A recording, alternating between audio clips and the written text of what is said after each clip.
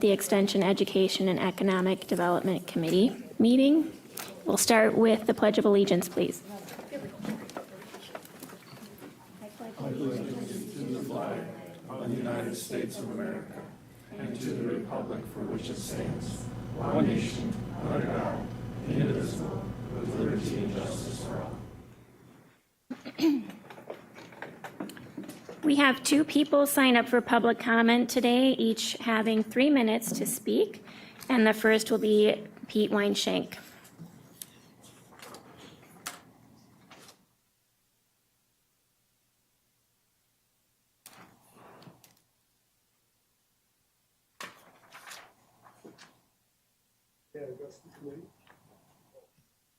Yeah, that's fine. Thank you. Good afternoon, supervisors.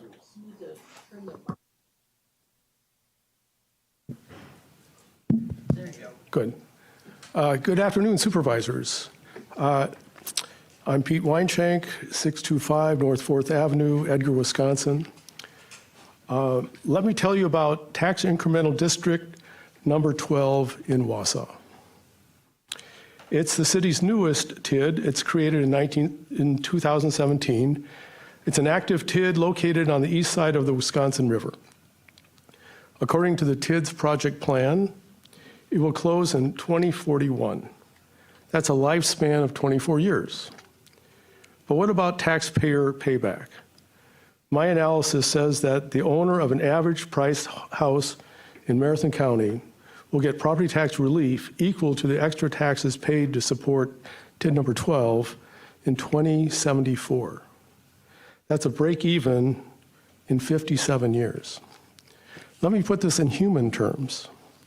You could be a 33-year-old who just bought a house in Marathon County in 2017. You won't get paid back on the TID number 12 until you're 90 years old. And if that happens, you're lucky. The average lifespan in Marathon County is 79.1 years. My sense is that the Marathon County Board of Supervisors doesn't want to do tax incremental finance like this anymore. They want to speed things up. They want TIF ROI within the lifetimes of taxpayers. And they want to make their representative on the Joint Review Board to try and make this happen. It is now the task of this committee to pass a resolution that will give the county's TID representative clear guidance to move in this direction. You have options. There are plenty of ways to speed up TIDs. You could tell your JRB representative to put a simple cap on TID lifespans. Or you could ban donor districts, or end the practice of TIF financing unrelated municipal improvements allowed by the half-mile rule, or a bunch of other things. I offer you a resolution as an option to consider. This resolution provides what I think would prove to be a comprehensive approach to TIF reform. I've sent the resolution to the committee chair and to a number of other supervisors, and I handed out a few today. The resolution does two things. First, it requires the Joint Review Board to actually calculate taxpayer repayment. And in order to speed up TIF, not to approve any TID payback that lasts over 38 years from the base year of the TID. Second, the resolution requires the Joint Review Board to make sure that any municipality proposing a new TID uses Department of Revenue's 10 best practices. This approach will improve JRB deliberations. It will require smarter TID planning for TIDs that pay off quicker. Back in 2017, the county's JRB representative looked at Wausau's TID number 12 project plan, studied the exact same numbers I looked at, and as far as I understand, voted to create the TID. She did that because the county board didn't tell her to do otherwise. She was never instructed to calculate taxpayer ROI. She was not told to look for good TID planning. She wasn't told anything. I think the county board is done with this hands-off approach.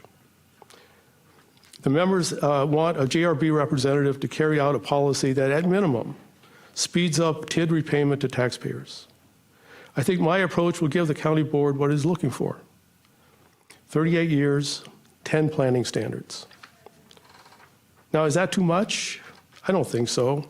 If you do less, you run the risk of creating badly planned, distressed TIDs that will require extensions. That means you will get more 57-year paybacks. It will just take 2 or 3 JRB meetings to get there. I look forward to the committee's deliberations. I offer my help to assist the committee in reforming Marathon County TIF. Thank you.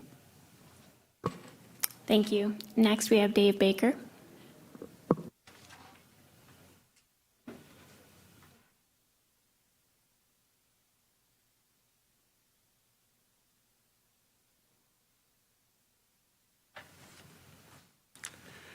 Thank you, Chair Marash and committee members.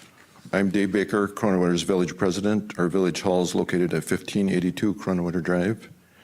I'm here to express my concern regarding the uncertainty and associated risk that the county board has and is continuing to inject into the economic development process within Marathon County by its recent actions relating to the approval process for TIF district formation.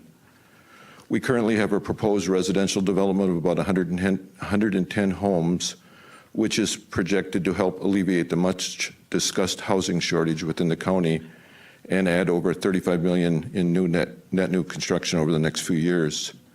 Unfortunately, in my opinion, it's probably not feasible for the village to incur the costs required to extend necessary municipal water, sanitary sewer, and storm sewer services to the proposed subdivision without forming a new mixed-use TIF district to assist in paying for these costs. We have been working on the very early stages of forming a new TIF district, but based on the uncertainty regarding approval raised by the county's recent actions, I have regrettably decided to put the entire formation process on hold until the county provides some clarification and reduced risk around the approval process. I cannot justify spending personal or village resources on a potential new TIF district with the current level of county-generated uncertainty and risk. Unfortunately, suspending the potential TID formation process also puts the proposed subdivision at risk. The required information that a municipality must include in the project plan is provided in the state statutes. Is the county adding additional requirements beyond those required by the state statutes? Thank you for your consideration. Thank you. Next, we will move on to number 4, approval of the June 5th, 2025 Extension Education and Economic Development Committee meeting minutes. We have a motion by Vice Chair Pfeiffer, second by Rosenberg. All in favor? Aye. Any opposed? That motion carries unanimously. Next, we are moving on to 5, operation functions required by statute, ordinance, resolution, or policy. A, discussion and possible action by EED. 1, discussion regarding 2026 annual budget development and policy recommendations from the committee, including review of the mandatory discretionary program document and discussion of rates and fees. I will turn it over to Administrator Leonard.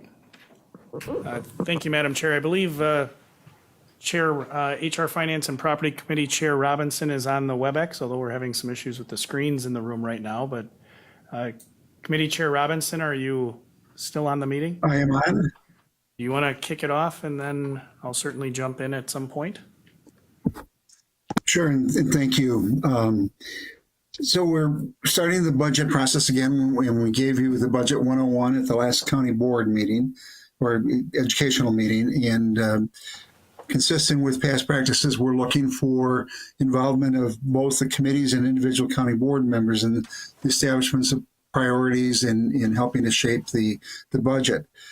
So the committees, including the Extension Education Economic Development Committee, are encouraged to look at all the departments and programs under your purview and prioritize them and look at both existing and potentially new services, but with the understanding that if you have a new service, we would need to come up with a corresponding cut within existing services in order to be able to fund that. But we're looking for your input both now in terms of providing direction to the administrator to develop a budget consistent with the desires of the county board, and Later this month, you will have an opportunity to help establish what those priorities on a countywide basis will be, as well as reviewing some of the assumptions that will go into it. So we're looking for the committees to look at the programs, make recommendations relative to the priorities, and also in the context of the budget, review the fees associated with the programs that you currently have and make determinations of whether or not there should be an increase in the fee. And I always like to state, no, not all dollars are the same. And when you are evaluating programs, you need to take into consideration what the funding sources are. We have approximately a $200 million county budget, of which $55 million comes from the tax levy. The balance of the dollars come from sales tax, fines, fees, and forfeitures, grants and aids, and other sources. So when you're making or looking at making cuts or additions, you need to factor in what the value of the dollar relative to the tax levy is, as well as the importance of the overall program in context of what's mandated versus what's not mandated. So we would, again, look for your input throughout the process of the development of the budget between now and early September, providing guidance to the administrator, and after that point in time, providing guidance to the county board as to what those priorities are. So Administrator Leonard, I'll turn it over to you. All right, I can, just adding on to what HR Finance and Property Committee Chair Robinson said, again, a bit of a broken record with the budget discussion, but it's been helpful to me as your administrator when we do get that earlier feedback from committees and the full board relative to the policy questions that ultimately drive the budget formation. And those three that we talk about frequently are: what programs or services do you as the county board direct staff to provide? That's why within your packet for this committee meeting, you have very early on, I believe it starts on page 3, the mandated and discretionary program summary document that lays out the various programs and services that county departments provide. Again, the delivery of those services is driven first and foremost by state statute. We have certain services we are required to provide. Then, of course, you have the discretionary services.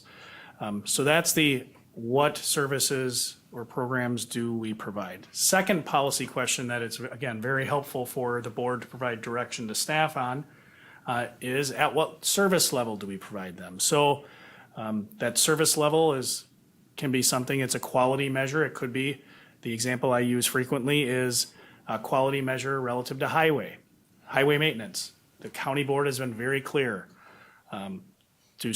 staff are to strive to develop a plan where the average pavement rating or PACER rating is maintained at a 7 or higher.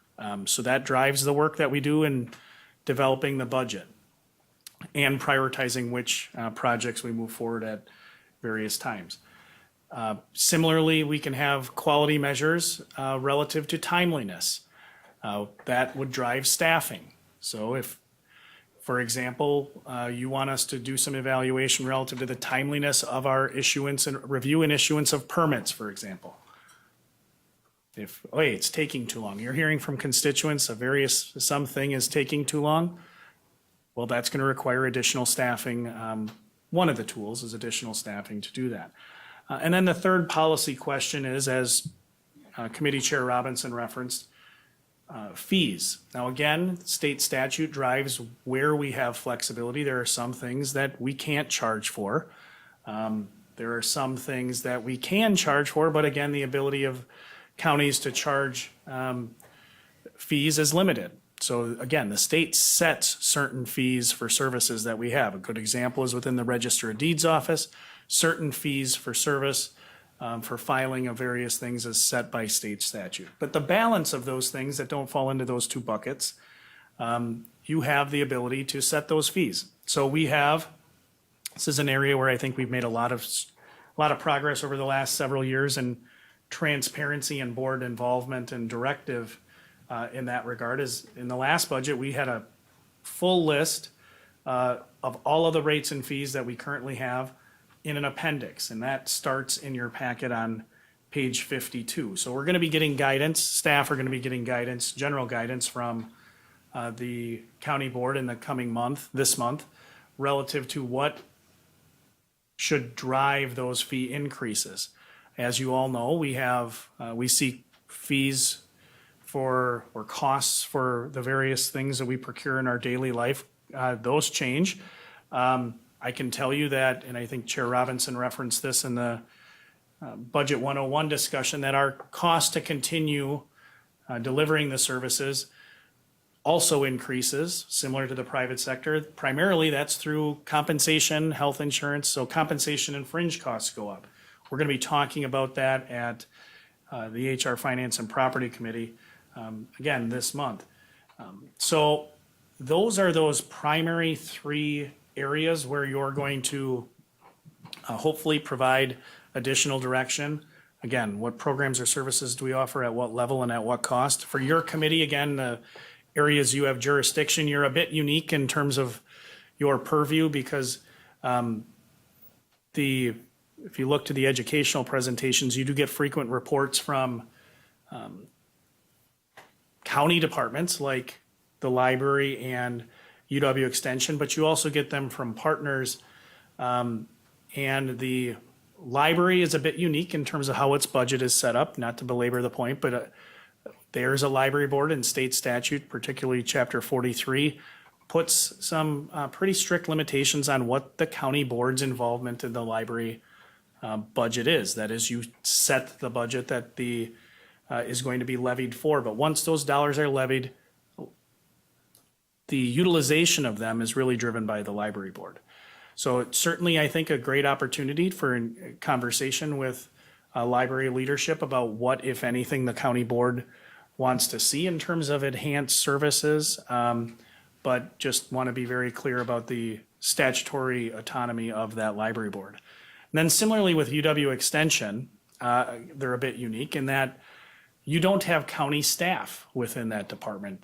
The cost associated with operating UW Extension is one driven by an annual contract that the county board directs me as the administrator to enter into for the programs and services that are offered through UW Extension. So if you look to make some changes with respect to program delivery, you'd have to do that. You'd have to give me that direction, and I would accomplish that through the contract negotiation process with Extension. Again, that contract, those are not unique to Marathon County. Those contracts are in every one of the 72 counties that have Extension.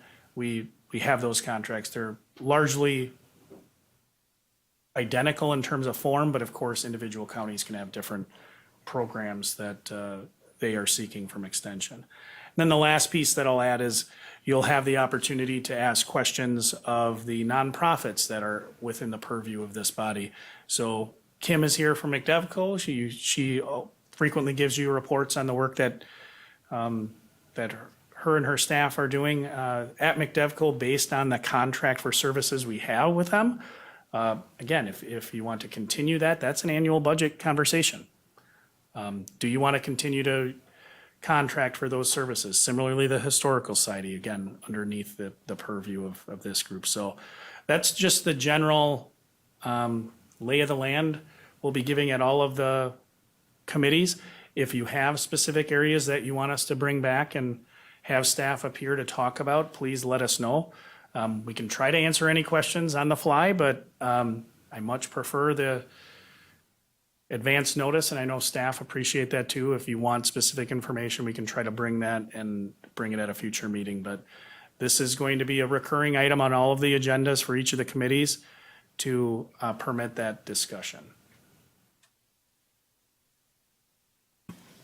Okay, any questions, discussion?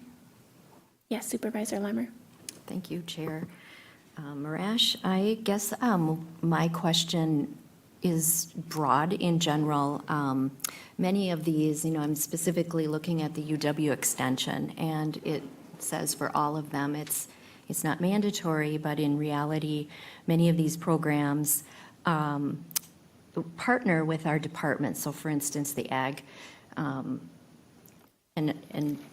there may be others, but I guess what I'm wondering is how do we analyze or learn if somebody proposes a change, especially a cut to some of these, how do we analyze those ripple effects and the ramifications those ripple effects would have if it were cut? And when I'm talking about those ripple effects, I'm really looking at the impacts because obviously programs are attached to staff, and then staff impacts customer service, which would be maybe hurt, but we might not understand those unintended consequences. So how do we analyze that if we are proposing a cut? Great question, and how I would envision that happening is give us advance notice and I'll work with the department head and we'll come and try to explain what we foresee as those potential ramifications. I do think, I've already had discussions with a great number of department heads and kind of some of the things I know we're going to have to do to make this budget work. I talked about wage increases before, that those will undoubtedly drive some of the charges we have for the services we deliver. Good example, the Environmental Resources Committee earlier this week talked about implementing a fee for the POUTS, Personal On-Site Wastewater Treatment System Maintenance Program. Currently, we don't have a fee for that. Many other counties do. That committee directed to move forward with having that considered and ultimately brought forward to the board. Ultimately, it's going to take a resolution if you want to do that. So if you have a question about, okay, what would be the implication if we stop doing this non-mandated service? I would appreciate, again, the heads up on that, and we'll go back and we'll talk about what might that look like. In my conversations with departments to this point, I know one of the areas of concern that's been brought up historically has been, okay, what are we looking at? What are we seeing in the state and federal budget that might impact the counties? And how could we, what can we foresee in those areas? I've had great conversations with the health department that I'm confident we can do some things in terms of how we align fees for service to staff, where fundamentally at this point, I don't see a significant impact on service based on some efficiency pieces and funding alignments we can make. But if you have a question, for example, what would be the ramifications if we transitioned funding from, you brought up extension, the horticulture educator to some other program. Horticulture, that work is no longer a top priority. Instead, we want to do something around economic development, for example. Well, we can come and tell you what the costs would be and tell you if we stopped doing this program, these are the things that would look like. But it's ultimately the county board that needs to make the value judgment on, hey, is one thing more important than another when you look at discretionary programs. And to your point, there are a lot of programs listed throughout the county budget that are discretionary. Virtually everything you do on the Parks, Recreation, and Forestry side, solid waste is discretionary. UW Extension, largely discretionary. That is certainly not a synonym for not important in the mind of particular residents. But we try to articulate what that would be for you. To your point, there are some programs that do partner. Certainly the work of our ag educator at UW Extension aligns in a number of ways with the work we do in conservation planning and zoning. But certainly if you look at 72 counties, they don't all do those things the same. There are a lot of counties that have, just was talking relative to extension, there are other counties that have economic development or strategic planning resources within extension. That's what they pay for. We don't. So we would have to contract for that when we need those things. But it would be a conversation. And it's going to be, we'll do our best to provide that information to you, but ultimately that's the board's decision.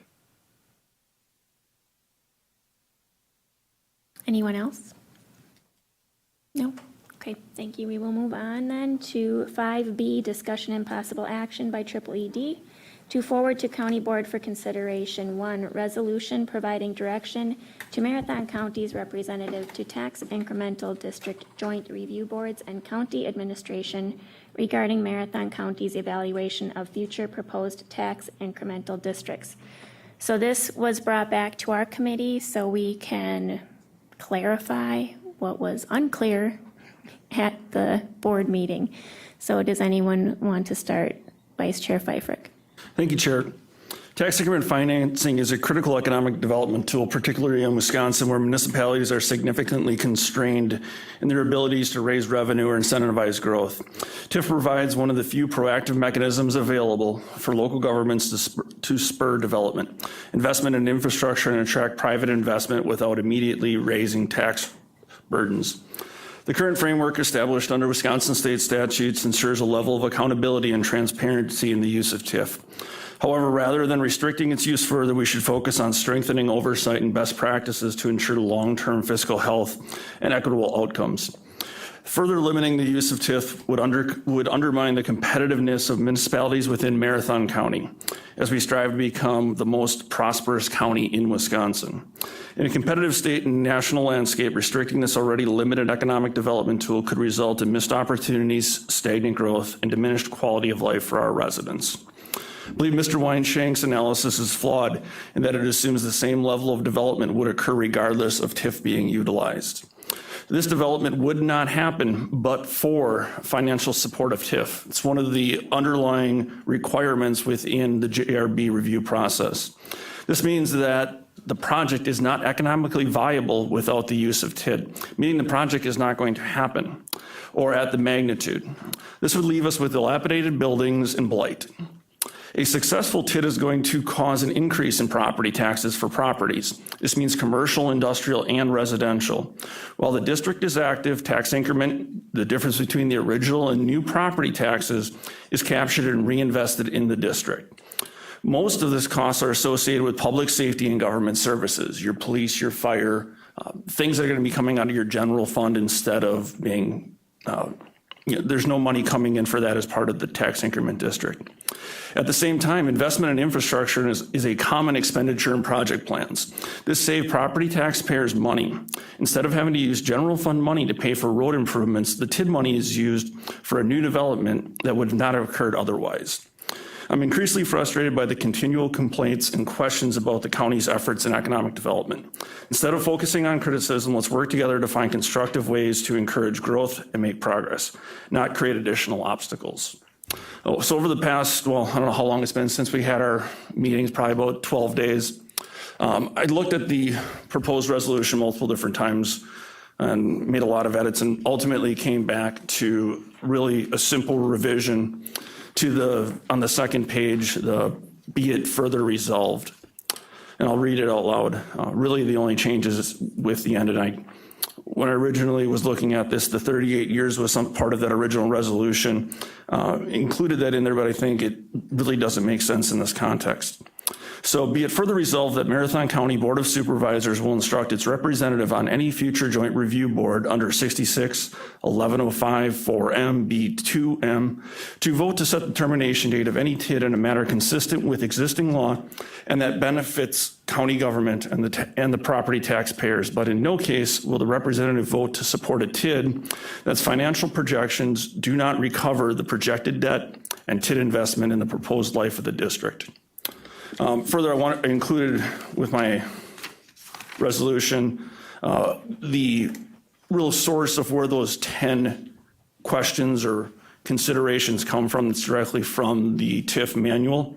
And it's important to note that within there, the header above those questions is questions to consider. They're not mandatory. That's what the model or the manual is recommending. So with that, I'll leave it up to discussion. Thank you. Discussion. Don't all jump in at one time. It's hard to pick who to go first. My question is, do we want to, you took out the language as far as the 38 years. Do we want any kind of language in there as far as a time limit? State law is 27 years. There's, different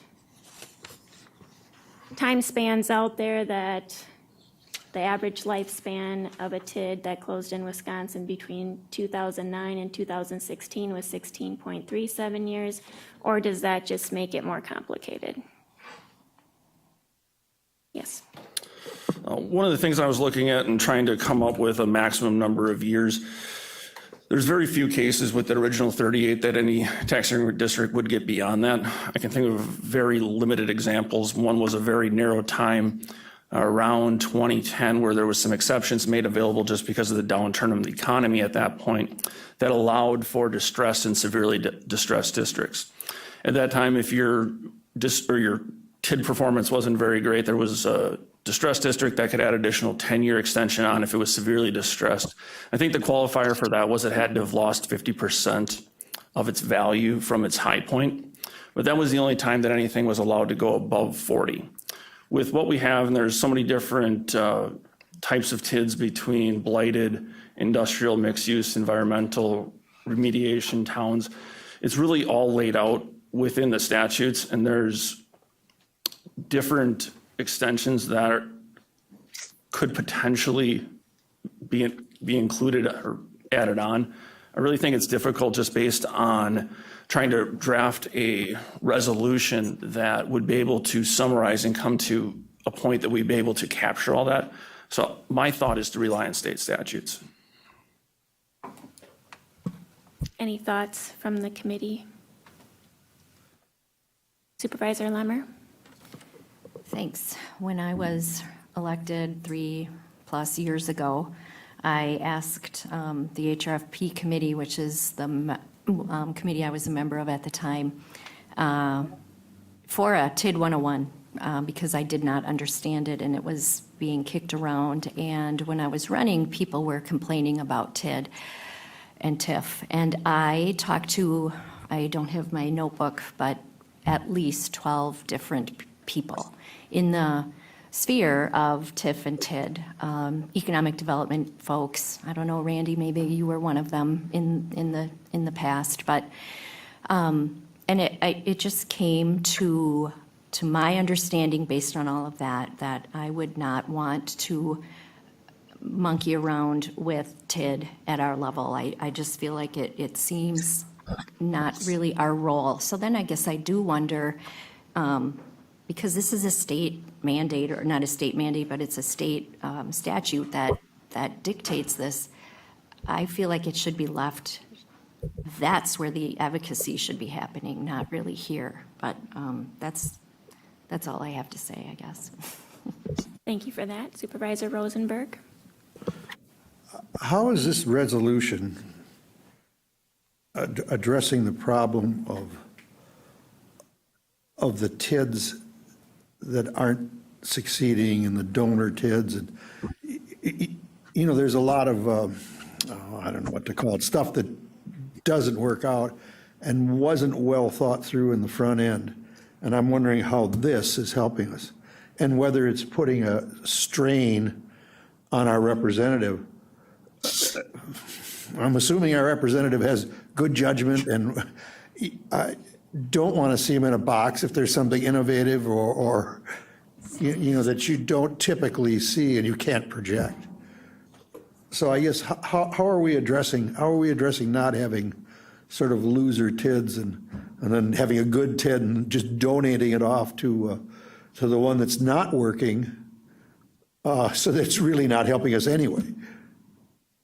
Vice Chair Pfeiffer. I would answer that by saying that we're establishing criteria for our joint review board representative to work off. In the past, there wasn't anything. And we can go back just to a couple of weeks ago, there were more no votes from the county representative than in I don't know how many years prior. And really, the most important thing is on that initial review at TID creation for the project plan review and what the infrastructure plan is in debt schedule. There's a lot of different ways a tax increment district could be created in so many different scenarios. If you're looking at something like a redevelopment district where you have buildings in place already and you're looking to either demo them or doing some type of rehab to them, that's much more difficult because you already have a higher base value in place at that point. You know, whatever the value is at that point that you start with your base year, you've got to overcome that. Now, if you look at something like a greenfield development of a business campus, that's much easier because all you have is the land value. So any improvements going in at that point are going to be an add-on, are going to be part of your tax increment that you're going to be able to utilize to pay for the infrastructure, the roads, water, sewer. So there's really no blanket way that we can be 100% successful, that every district is going to be successful, but by utilizing the criteria within the resolution, I think that provides a really good outline for just checks and balances that our representative can be reviewing and considering as part of their analysis. One of the things I like is number 10, what guarantees are in place to ensure the development will occur as anticipated and property value will increase. Now, there's different examples throughout the county where infrastructure was put in before there were any development agreements or any signed development agreements in place. In cases like that, you're paying for infrastructure and maintenance of infrastructure as you're waiting for that development to come in. And those have been some of the cases where TIDs have gotten underwater. There's always going to be cases because you're dealing with people and businesses and companies, but getting some signed agreements in place to ensure that there is going to be revenue generated as part of the building and not just cleaning the slate and trying to hope for the best. I don't know if that answers your question, but. Not exactly, but I'm forming an opinion. Madam Chair, can I offer, Absolutely. don't want to speak for Sam, but to your, I think it was the second or third part of your question, what is the impact on county staff? I'll offer my perspective on the criteria. I think are helpful. Like it can arm us to ask questions that, quite honestly, according to the TIF manual that's already been cited by Supervisor Pfeiffer, the JRB should be asking, but now we have very good guidance. Hey, these are our expectations. The thing I would ask that you give consideration to is right now Sam attends, she is the designee to attend all of those meetings. Currently you have 40 active TIDs. They meet at least once a year. If Sam were to put together, and she gets a packet, she just showed me some yesterday, of the materials she has to review. Let's assume it's 2 hours to review, 1 hour to attend each of those. That's 3 hours for each one of the 40. That's 120 hours a year. So 3 weeks of her job is attending, getting prepared to and attending those meetings and reporting. I didn't include reporting to HR Finance, but that in this committee, that is one of the things we're gonna do as staff to keep you informed.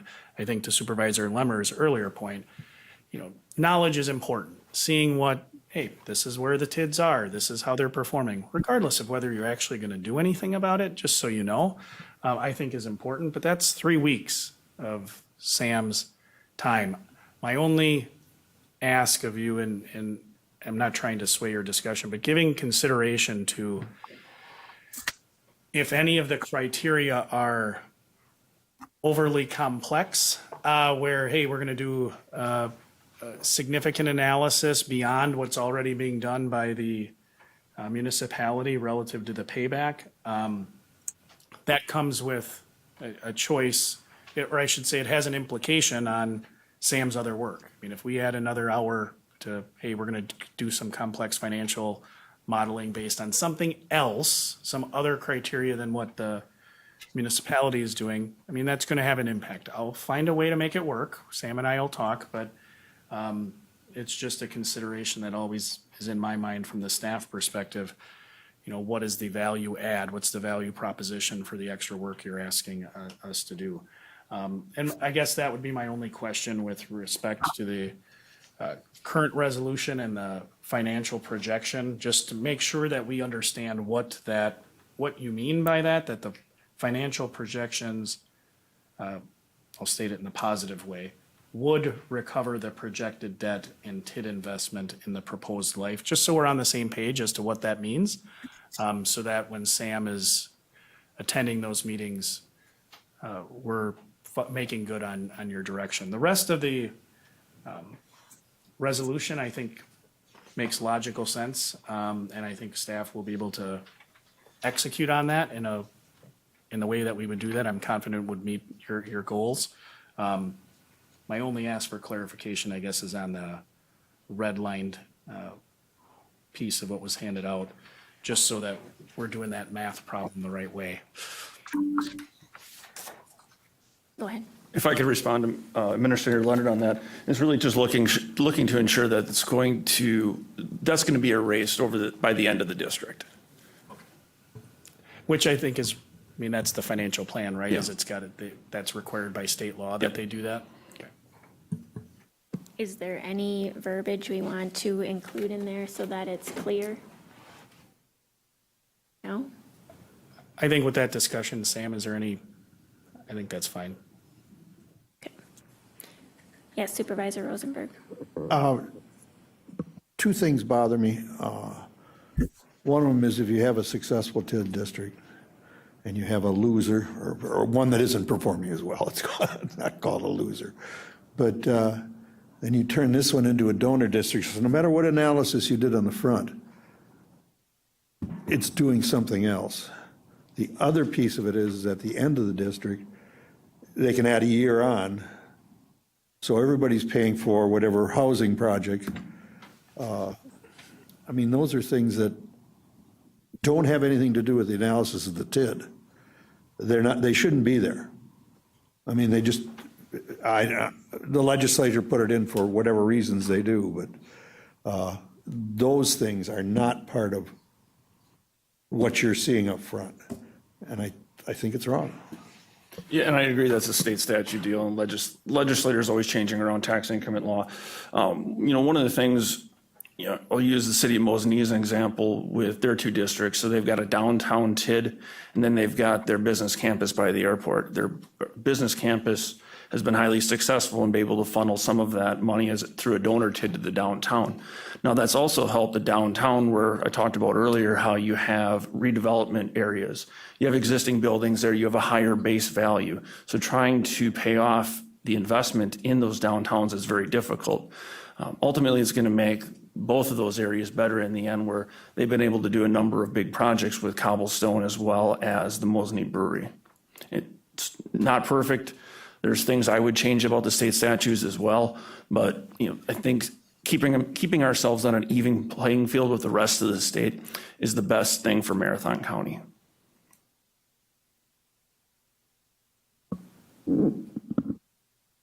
Further, go ahead, Supervisor Hagan. Thank you. Been listening to quite a bit of this, and my experience on the Spencer Village Council was that we had a TID that was in place, and it wasn't in good condition when I first got on the council, and engineering firm came in with their consultants and told us how to get things shaped up and what we needed to do, and turned the thing around really well. And I agree with Supervisor Lemmer on, I'm a little concerned about overstepping state statutes. I don't know if that's the right way to go, that part. And I think we're looking at this and not looking at some of the long-term benefits that I think Spencer has really benefited greatly from their TID. It's really grown our community, grown our industrial park. And, we're not looking at those dollars, we're just looking at the dollars of this other thing. And I think we're kind of looking the wrong direction sometimes there. I agree with them not being, extending them and that kind of thing. I don't understand TIDs 100%, but I do believe that they do help the communities. So I think we got to stick with the state statutes at this time until they decide to change them there. Thank you. Thank you for that. Yes? I'll make a recommendation to approve the resolution that I handed out prior and read earlier as part of my first public comment with the changes in that the middle be it further resolved.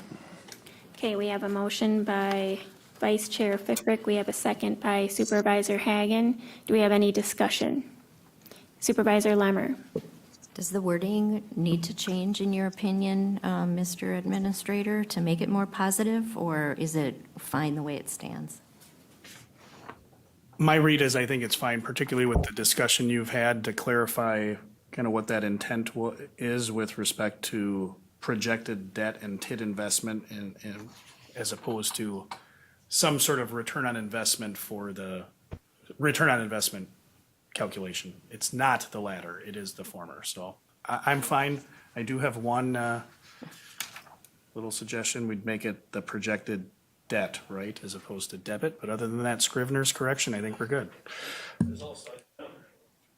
I don't think that needs an apostrophe either. That was something else, but I figured we'd just kind of keep that on the carpet, but.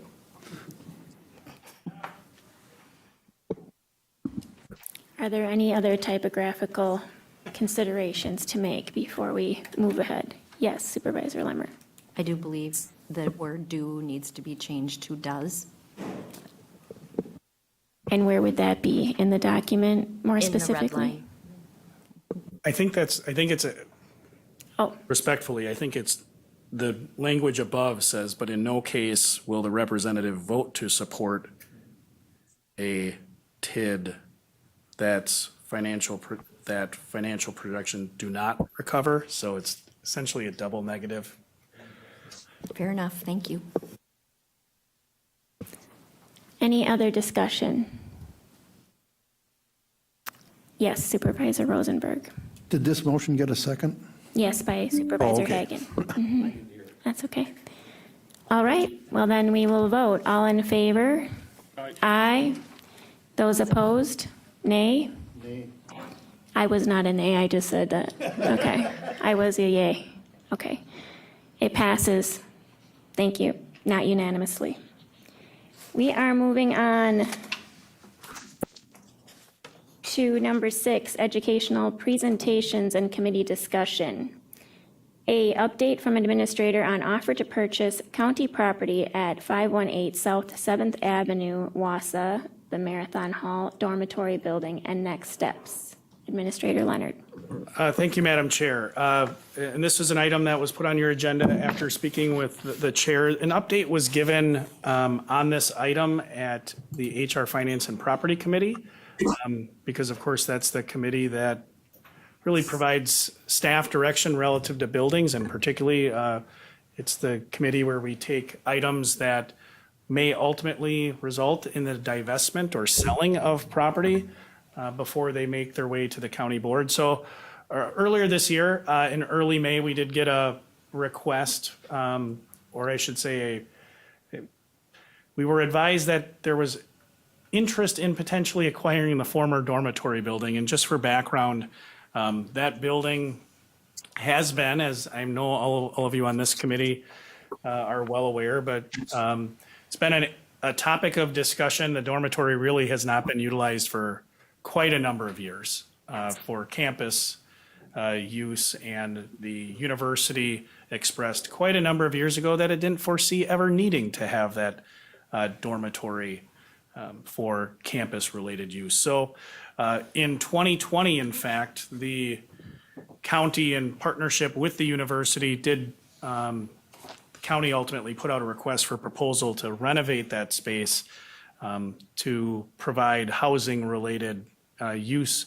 And that proposal was released in October of that year.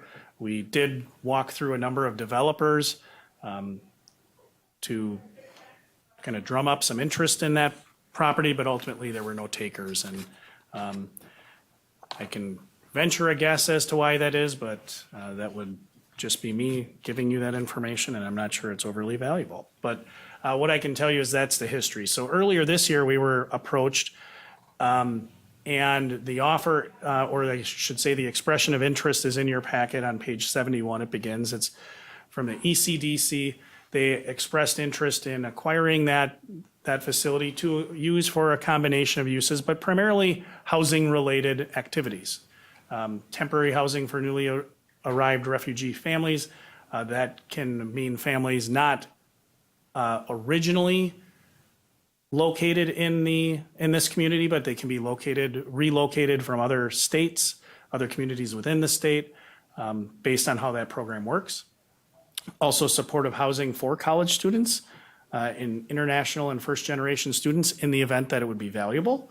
And then short-term housing for working and single unhoused women, as well as some nonprofit and workforce development uses. So again, it was their proposal, or I should say their expression of interest. It took that to HR Finance to get some direction on whether or not, at its core, whether or not, hey, do you want me to engage in conversation based on what they identify as areas to flesh out in that proposal? Or do you want me to go back and, hey, we could list the thing for sale or put out another RFP? And the direction I got was have the conversation with ECDC, get some additional details on that, and if they are truly interested, they can make a formal offer to purchase. So that is kind of what I have been doing. I can tell you one of the questions that Chair Marash asked was, kind of what is the state of that dorm? Because I think certainly there are members of the public that perhaps are thinking, well, why aren't you selling that thing for several $100,000? And the short answer is, beginning on page 74 of your packet, is a multi-page, just over 2-page list of some of the things that our facilities staff noted when they did a dorm assessment well over a year ago. I mean, suffice to say, that building is in some rough shape. It's built in a very sturdy way, concrete, a lot of concrete, which is good for bomb shelters and things that you never want to renovate, but not so great for things that you would like to renovate and move walls around or add individual plumbing for bathrooms if you were going to make that into single-family housing. So the building's got some condition challenges, which, again, if you ask me to take a venture a guess as to why we didn't have any interest back in 2020, it's because the cost to renovate, even then, was above what they would pencil out in terms of return on investment, absent some direct outside investment, like if it was included in a TID. So that's kind of where we lie right now. I would say the other piece of conversation that has been had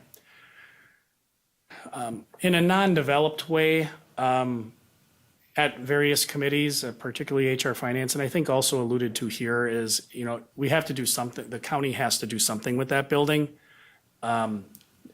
You do have funds set aside in a dormitory fund. My recollection is about $170,000, but I can look further into that. But that could be used to knock it down. Our initial sense is that it would be more expensive than $170,000 to knock it down to get it ready for some other development. And as you can tell from the proposal from ECDC, their initial proposal is, hey, we'll renovate it at their own. They'll renovate it at their own cost.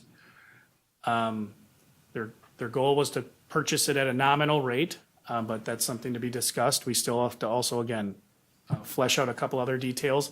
But importantly, in some of the discussion that was had, and as your administrator, I'll tell you, one of the things that if I were charged with looking at this from a county perspective, mitigating risk. You're not going to be on the hook for renovating it, but in the event that they no longer need the building or are going to use it for some fundamentally different purpose, there is the opportunity for that to revert back to the county. So essentially, worst case scenario, former lawyer, right? I always plan for, okay, what's the worst thing that could happen?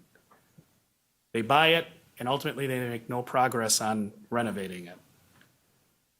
Or they go out of business. Well, you turn around and you get it back for whatever that transaction ultimately would come to in terms of a dollar amount, and you're in the same boat, you just need to knock the thing down. Or you put out an RFP at that point. So I think that's my characterization of the discussion that was had in open session with HR Finance and Property. I am attempting to schedule, I've been working with the local director of ECDC to schedule a meeting with their national director, their CEO. They are, by all indications, very interested in and confident that they'd be able to generate the funds to renovate that building and perform the work that they put forth in their proposal, but I haven't been able to have that meeting. But in speaking with Chair Marash, that's certainly something, because it's associated currently with the university, even though it's not used for educational purposes, that was potentially of interest to this group, so I wanted to provide that update. And happy to answer any other questions that you may have. Thank you for that discussion. Supervisor Rosenberg. What sort of budget does ECDC have? It pops into my mind that they don't have the economic wherewithal to spend millions and millions of dollars on this building. I'm not aware of their budget. They, again, at the end of the day, that's one of the things I would envision us fleshing out in any proposal is what the board's expectation is relative to renovation and a timeline. And if they don't meet the timeline, based on my conversation with them at least to this point, they have been very transparent. Again, their proposal was, hey, if we can't get this done, we'll give it back to you. So I don't know what their budget is, but they have expressed confidence that there are other revenue streams for them to tap into to make this happen.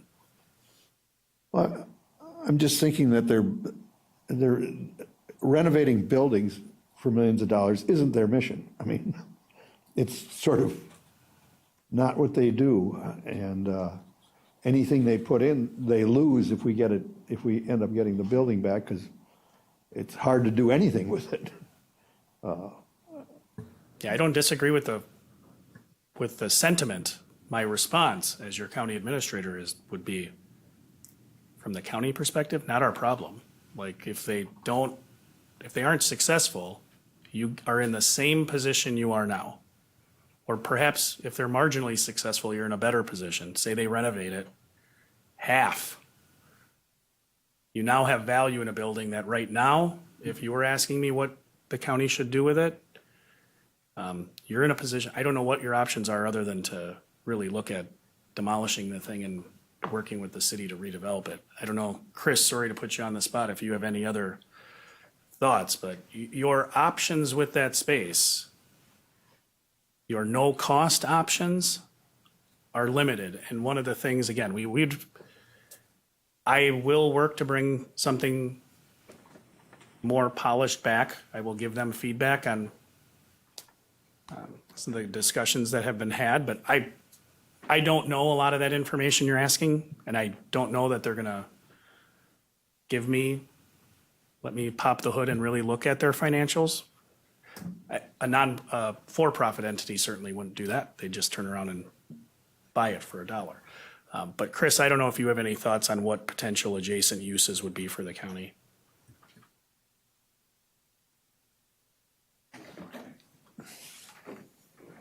One second, Supervisor Hagan. Okay. Go ahead. You go first. Okay. Sorry. Sorry for my misunderstanding.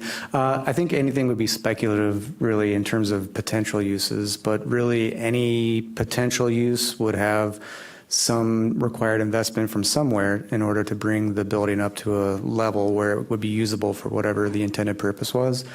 Absent, a clear sense of what that could be, I think even a sort of a base layer of investment, it would be, I wouldn't say substantial, but it would be considerable to get that to a point to be updated, to see where the city would come in on code compliance, to see how you would reinterpret the space to fit what you're wanting to do. So in terms of this, if, to Administrator Leonard's point, absent other ideas that have been brought forward to us or to the board to date, I think they are aware, they've been in the building, they are aware of its condition and what they would need to move toward in order to get towards what they want to do with it. So I understand all the other concerns that have been expressed, but at the same time, I think that if they got to a point where they had to, for whatever reason, walk away from the building or the agreement changed, you're going to have a building in a position that's going to have to be qualitatively different than it is today, in a better direction if they're going to try to get it to a point that would match their intended use. Thank you for that, Supervisor Hagan. Yeah, my question is, I remember a discussion about the university buildings one other time. Is this building part of that communal health or heat system? It is, and that's Okay. one of the things that's on Okay. in their proposal, upgrades to the heating system. They understand it's on the heating system, and they also understand that they're not going to get heat for free and that they need to work to have it on an independent system.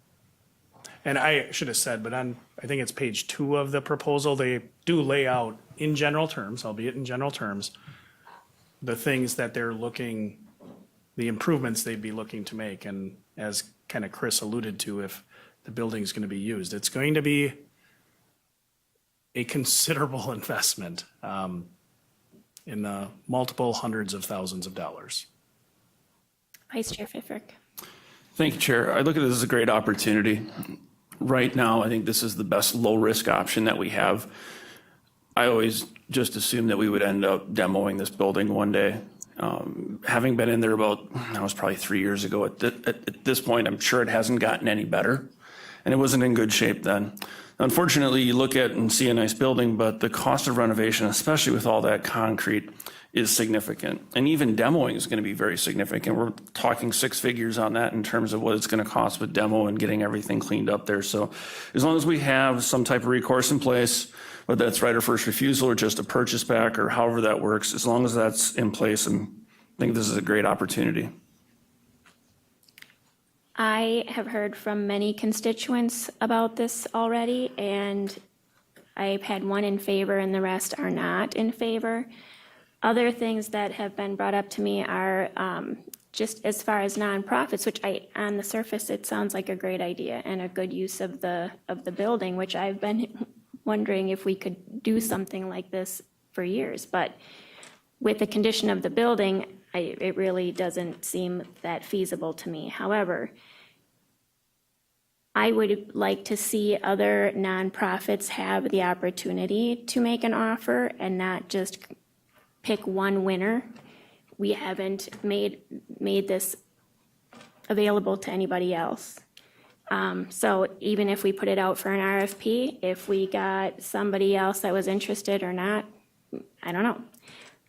The black mold, the asbestos, those are very concerning, even if they got it. Was there any way that the liability could come back on the county in any way, shape, or form if someone were to get sick down the road? I don't know. I'm sure we could write that in the offer, but the feedback I've received from constituents is they prefer to have it raised and the property sold. So that's just from my perspective.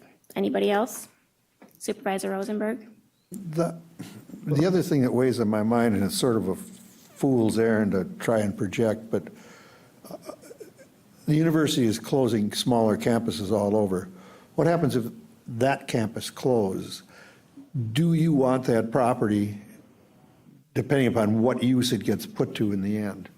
And I haven't come to any conclusion, but I think that's a real possibility, and it's not, it could be useful for something if that building is completely repurposed.